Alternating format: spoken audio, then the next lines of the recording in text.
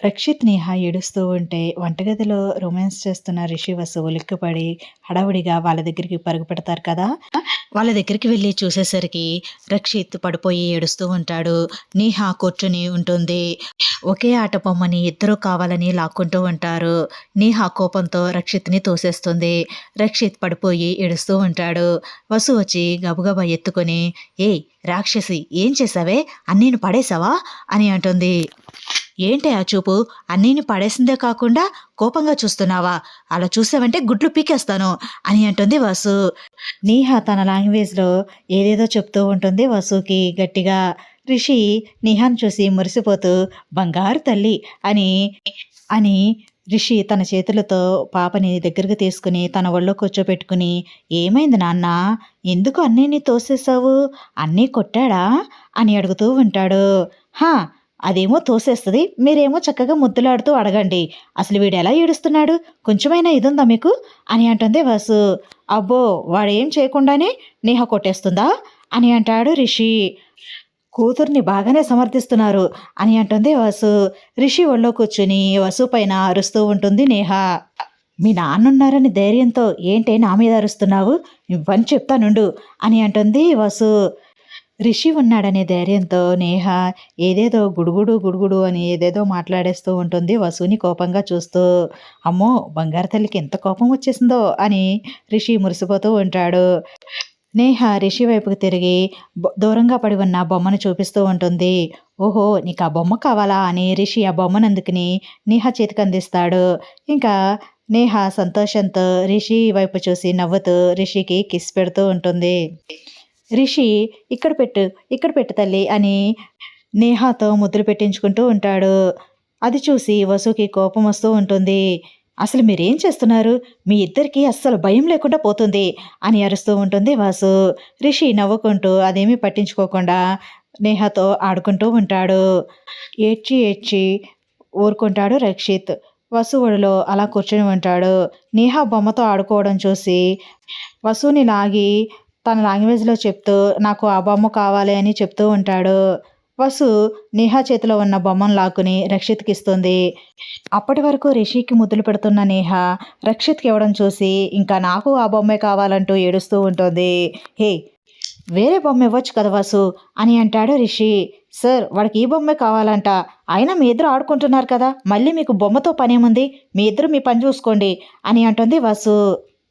"బంగారు తల్లి, ఆ బొమ్మ బాలేదు. మనం వేరే బొమ్మతో ఆడుకుందాం, సరేనా?" అని అంటాడు రిషి నేహాని బుజ్జగిస్తూ. "లేదు, నాకు ఆ బొమ్మే కావాలి" అంటూ మారం చేస్తూ ఉంటుంది నేహ. "రే నాని, నువ్వు వేరే బొమ్మతో ఆడుకోరా, అది చెల్లికిచ్చేరా, చెల్లి ఏడుస్తుంది కదా" అని రక్షిత్‌ని అడుగుతూ ఉంటాడు రిషి. "నేను ఇవ్వను" అన్నట్టుగా ఆ బొమ్మని గట్టిగా హగ్ చేసుకుని పట్టుకుని ఉంటాడు రక్షిత్. "ఇద్దరికిద్దరు ఇలా తయారయ్యారేంట్రా? సరిపోయింది మీ ఇద్దరికి. మొండిగటాల్లా తయారవుతున్నారు. నువ్వేమో బొమ్మను వదలవు, ఈమేమో ఏడుపు వదలదు. ఏం చేయాలిరా నేను? మీ ఇద్దరిని బుజ్జగించడం మా వల్ల కావడం లేదు" అని అంటాడు రిషి. వసు నవ్వుతుంది. "హే! నీకు నవ్వుగా ఉందా?" అని అంటాడు రిషి. "కాదు సార్, వీళ్ళిద్దరికీ అత్తయ్య మావయ్యలుంటేనే హ్యాపీ. మన దగ్గర ఇలానే పేచీలు పెడుతూ ఉంటారు.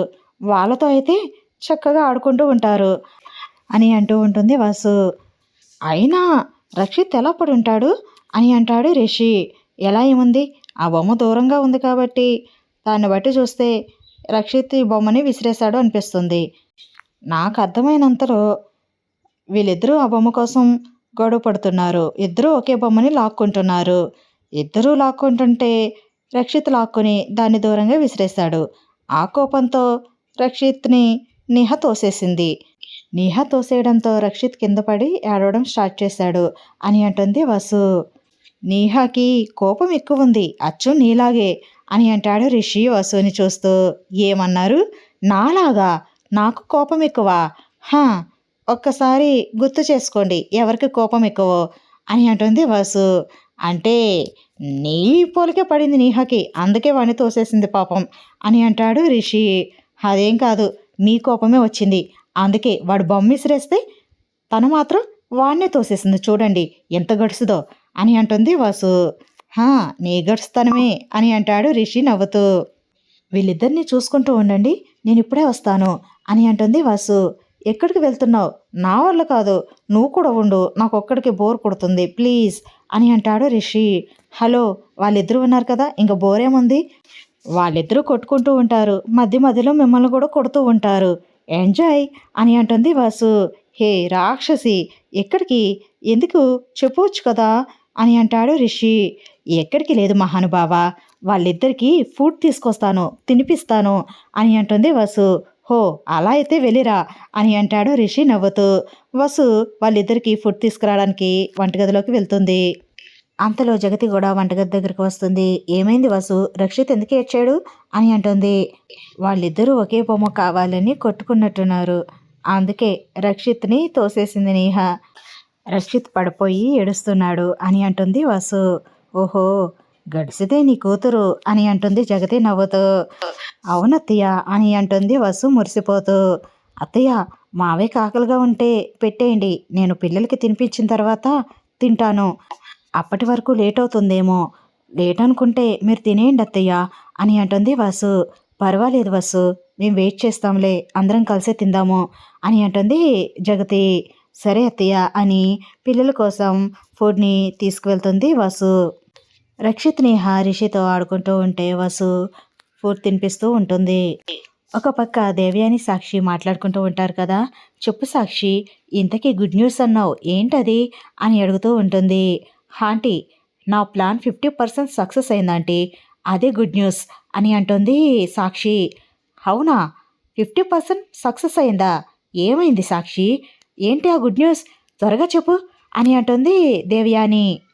నేను రిషి హాస్పిటల్లో పార్ట్నర్గా జాయిన్ అయ్యాను, ఈరోజే బాధ్యతలు తీసుకున్నాను, డ్యూటీకి కూడా వెళ్ళాను, సాయంత్రం అక్కడ నుండే మీ ఇంటికి వచ్చాను అని అంటుంది సాక్షి.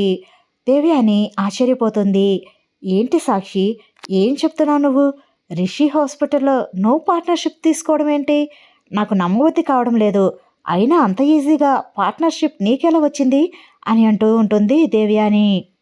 అంత ఈజీగా ఏమీ రాలేదంటీ, కష్టపడి ఒక ప్లాన్ వేశాను, ఆ ప్లాన్ని అమలు చేస్తూ వెళ్ళాను, ఆ ప్లాన్ ఎక్కడ బెడిసి కొడుతుందో అని భయపడ్డాను, కానీ నా భయాన్ని తలకిందులు చేస్తూ విజయవంతమైంది అని జరిగింది మొత్తం చెప్తుంది సాక్షి. ఓ సాక్షి, నువ్వు చాలా గ్రేట్, నువ్వు ఇంత ప్లాన్ చేసి అంత ఈజీగా హాస్పిటల్లోకి ఎంటర్ అవుతావని నేను అస్సలు ఊహించలేకపోయాను. కంగ్రాచులేషన్స్ సాక్షి, నువ్వు అనుకున్నది నెరవేరాలని నేను కోరుకుంటున్నాను అని అంటుంది Devayani. Thank you very much aunty, మీ సపోర్ట్ నాకు ఎప్పుడూ ఉండాలి అని అంటుంది సాక్షి. ఎల్లప్పుడూ నా సపోర్ట్ నీకుంటుంది సాక్షి అని నవ్వుతుంది దేవయాని. మీరు నాకు సపోర్ట్గా ఉంటే నాకు చాలా ధైర్యంగా ఉంటుందంటీ, ఒంటరిగా ఉన్నాను అనే ఫీలింగ్ లేకుండా ఉంటుంది, అందుకే మిమ్మల్ని నాకు సపోర్ట్గా ఉండమని అడుగుతున్నాను, మీరేమీ అనుకోకండి ఆంటీ అని అంటుంది సాక్షి. చచ్చా, నేనేమనుకుంటాను సాక్షి, నువ్వంటే నాకెంత ఇష్టమో నీకు తెలియదా, నీకు నా సపోర్ట్ ఎప్పుడూ ఉంటుంది, నీకు ఎలాంటి హెల్ప్ కావాలన్నా నన్ను అడుగు, నేను ఉన్నాను అని మర్చిపోకు అని అంటూ ఉంటుంది దేవయాని. తప్పకుండా ఆంటీ అని అంటుంది సాక్షి. అవును, నాకు ఒకటి అర్థం కావట్లేదు, నువ్వేమో వాళ్ళకి పెళ్ళయింది అని చెప్పావు, కానీ నీకు పెళ్ళి కాలేదు, మీ హస్బెండ్ ద్వారా పెట్టుబడుల్ని తీసుకొస్తాను అని చెప్తున్నావు, స్పాన్సర్షిప్ని అందిస్తాను అని చెప్పావు వాళ్ళకి, కానీ మరి నీకు పెళ్ళి కాలేదు కదా, ఎలా తీసుకొస్తావు అని అంటుంది దేవయాని. అయ్యో పిచ్చి ఆంటీ, స్పాన్సర్షిప్ రావాలంటే పెళ్ళయి ఉండాలా ఏంటి, నాకు తెలిసిన ఫ్రెండ్స్ చాలామంది ఉన్నారు, వాళ్ళ ద్వారా నేను ట్రై చేస్తాను, మీరేమీ కంగారు పడకండి అని అంటుంది సాక్షి. అది కాదు సాక్షి, నీకు పెళ్ళి కాలేదు అని వాళ్ళకి చెప్పొచ్చు కదా, పెళ్ళయిందని అబద్ధం ఎందుకు చెప్పావు అని అంటుంది దేవయాని. అలా చెప్పకపోతే వాళ్ళు నాకు పార్ట్నర్షిప్ ఇవ్వడం కాదు కదా, వాళ్ళ హాస్పిటల్ గేట్ కూడా దాటి లోపలికి వెళ్ళలేకపోయేదాన్ని, నన్నేదో కూరలో కరివేపాకులాగా పక్కన పెట్టేసేవాళ్ళు, నా మాటకి విలువ ఇచ్చేవాళ్లే కాదు, నన్ను అసలు పట్టించుకునే వాళ్ళే కాదు, అసలు నేను చెప్పేది కూడా వినడానికి ఇష్టపడేవాళ్ళు కాదు, నన్ను దూరంగా పెట్టేవాళ్ళు, అందుకే పెళ్ళయిందని చెప్తే ఎవరికి ఏ ప్రాబ్లము ఉండదు, వాళ్ళు నన్ను అనుమానించడానికి వీలుండదు, అందుకే అన్ని ప్రాబ్లమ్స్కి సొల్యూషన్ ఒక్కటే అనిపించింది. అందుకే అబద్ధం చెప్పాను. పెళ్ళయింది అని చెప్పడం ద్వారా వాళ్ళలో కూడా మార్పు వస్తుంది. నన్ను ఇదివరకు చూసినట్టు చూడరు. అందుకే నేను అలా చెప్పాల్సి వచ్చింది అని అంటుంది సాక్షి.